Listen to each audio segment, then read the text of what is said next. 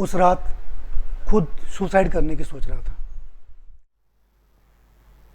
नमस्कार, ओम साईराम। मैं मनी पटेल आप सभी का स्वागत करता हूं।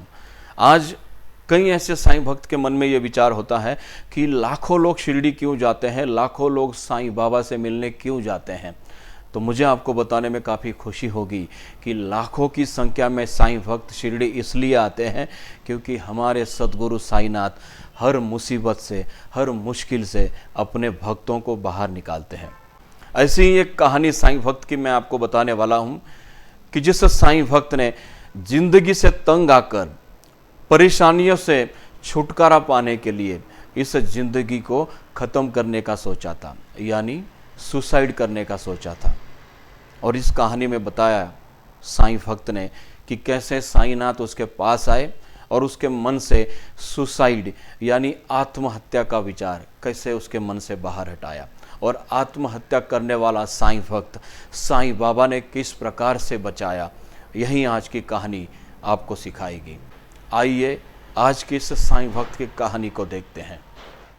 चलो साईं की ओर। मैं रमेश कुमार जलंधर पंजाब से। मैं कुछ साईं बाबा जी के बारे में अपने कुछ विचार आपके साथ शेयर करना चाहता हूँ। आज से करीबन 15 साल पहले मैं कुछ गलत संगत में पड़ गया था, जिसकी वजह से मेरे सर के ऊपर काफ़ी कर्जा हो गया था। यहाँ तक कि मेरे को अच्छी तरह याद है, मैं उस रात खुद सुसाइड करने की सोच रहा था।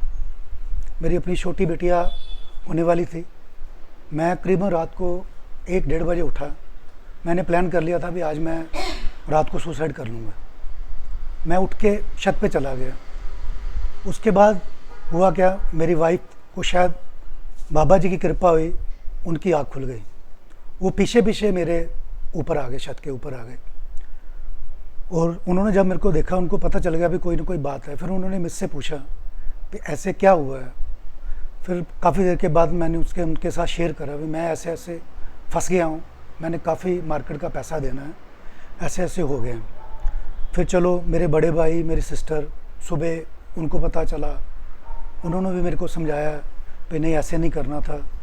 थोड़ा बात करके चलो उन्होंने थोड़ा बहुत पैसे का अरेंज कर दिया और मेरी थोड़ी बहुत देनीदारी थी जो मेरे सर से बोझ उतर गया। लेकिन मेरे दिमाग में टेंशन बहुत चलती रहती थी क्योंकि मैंने आधी बातें बता दी घर, आधी नहीं बताई।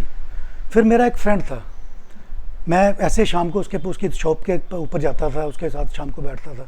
मेरे को उसने बताया, कहता रमेश तू यार बहुत परेशान रहता है कि बात क्या है। फिर मैंने उसके साथ शेयर करा, मैं क्या ऐसे ऐसे है। फिर मेरे को उसने बोला, कहता तू ऐसे कर, साईं बाबा का ना नाम जपा कर। मैं कहा यार क्या होगा नाम जपने, वैसे तो पूजा मैं वैसे भी करता हूँ, पीर बाबा को मानता हूँ। कहता नहीं तू ऐसे कर, बाबा की एक छोटी मूर्ति ले, उसका हार श्रृंगार ले, घर पे लेके जा, सुबह शाम उनको पूजा कर, उनकी अगरबत्ती कर, धूप वगैरह कर, वो बाबा जी से अरदास कर कि वो तेरे कष्ट दूर कर ले। तो मैं कहा यार इससे क्या होगा। कहता यार तू करके तो देख। मैं बाई गॉड ये अपने दिल से बोल रहा हूँ। मैंने उसकी बात मानी। मैं शाम को घर आते वक्त, मेरे को दिन तो नहीं याद मैंने ये काम कब करा था, दुकान से मैंने छोटी मिट्टी की साईं बाबा की मूर्ति ली, उनका हार टीका लिया, हार श्रृंगार का सामान लिया और मैं अगरबत्ती वगैरह लेके आया। और मेरे को अच्छी तरह याद है, मैंने 1.5 महीना बाबा जी को सुबह और शाम अगरबत्ती में करता रहा। वो 2 महीने के बाद मैं आपको बता नहीं सकता भी मेरे जीवन की जो जैसे भी मान लो कोई सारस्वती चल रही थी ना, वो आस्ता आस्ता चेंज होनी स्टार्ट हो गई। मैंने जिसके पैसे देने थे वो पहले मेरे साथ गुस्से से बिहेव करते थे, मेरे को गाली गलौज करते थे। मैंने फिर उनसे जब मैंने भी उससे प्यार से बात करनी स्टार्ट करी, भैया मैं पैसे दे दूँगा आपके, मेरे को थोड़ा टाइम चाहिए। पर आप यकीन मानो 1.5 साल में मैंने जितने पैसे बाहर मार्केट के देने थे मैंने वो भी दे दिए। और उसके बाद कम से कम जो मैंने अपने घर से भी पैसे लिए थे अपनी फैमिली के साथ, मैं 1-2 साल में मैंने कवर करके अपनी फैमिली को भी वापस कर दिया। और ये साल के बीच में 4-5 महीने के बाद जिस मूर्ति की मैं पूजा करता था ना जी, वो अचानक से मूर्ति टूट गई और मेरा मन इतना दुखी हुआ उस दिन, पता नहीं मेरे से फिर कोई भूल हो गई है, मेरे से कोई गलती हो गई है जो बाबा जी ऐसे हो गए। फिर हमारे जलंधर में देवी तालाब मंदिर है, मैं मन से बहुत दुखी हो रहा था।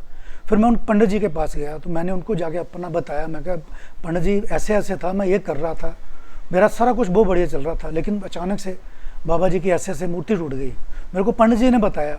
वो कहते तूने कोई बाबा जी से कुछ मांगा था? मैं कहा जी हाँ जी मैंने मांगा था। कहते कैसे वो पूरा हो गया? मैं कहा जी हाँ बिल्कुल जी वो पूरा हो गया। कहते बस ठीक है, बाबा जी से जो तूने मांगा बाबा जी ने दे दिया, बाबा जी अभी किसी और का भला करेंगे, इसलिए तू कष्ट मत कर, मूर्ति को ना जल प्रवाह कर दे और बाबा जी का नाम जपते रहियो। मैंने वैसे ही किया, मूर्ति मैंने जल प्रवाह कर दी, लेकिन मैं बाबा जी का नाम जपता रहा। और आप ये भी बात मेरी यकीन मानिए, मैं बाबा जी को हर साल बोलता था, बाबा जी मैं आपके दर्शन करने के लिए आना चाहता हूँ, मेरे को प्लीज़ बुला लीजिए, प्लीज़ बुला लीजिए। लेकिन बाबा जी ने मेरा 8-10 साल इम्तिहान लिया पूरा। 8-10 साल बाद जाके मेरा नंबर लगा। मैं 2022 में लॉकडाउन के बाद बाबा जी के दर्शन करने के लिए आया और मेरा मन इतना प्रसन्न हो गया पूछो मत। और लेकिन मैं ये 10 सालों में मेरे को बाबा जी ने इतना कुछ दे दिया। मैं अपने रिश्तेदारों से, भाई बहन से बोलता हूँ कि मेरी इतनी औकात नहीं थी, यहाँ पर बाबा जी ने मेरे को पहुँचा दिया। मैं आज भी बोलता हूँ कि मैंने कभी ज़िंदगी में सोचा भी नहीं था कि मैं वहाँ जहाँ तक पहुँच जाऊँगा। मैं बढ़िया घर में रह रहा हूँ, हर एक फैसिलिटी, गाड़ी और अपने पैसा, बैंक बैलेंस, सब कुछ बाबा जी की दया है भी मेरे को मिला है उसके बाद साहब। और इसी हिसाब से मैं बाबा जी का नाम लेता जा रहा हूँ और बाबा जी की कृपा होती जा रही है। लास्ट ईयर में बाबा जी के दर्शन करने के लिए आया था, बाबा जी ने फुल कृपा करी। इस बार भी मैं आप दर्शनों के लिए आया हूँ, बाबा जी की बहुत कृपा है और बहुत बढ़िया है। और मैं ये दिल से बोलना चाहता हूँ भाई जो बाबा जी के साथ दिल से जुड़ते हैं और बाबा जी उनका कभी हाथ नहीं छोड़ते। जय साईं राम। साईनाथ बाबा की जय, साईनाथ बाबा की जय। चलो साईं की ओर चैनल को ज़्यादा से ज़्यादा सब्सक्राइब करें और बाबा जी की मोटिवेशनल वीडियोस देखने के लिए चैनल को लाइक शेयर कमेंट ज़रूर करें। Thank you so much.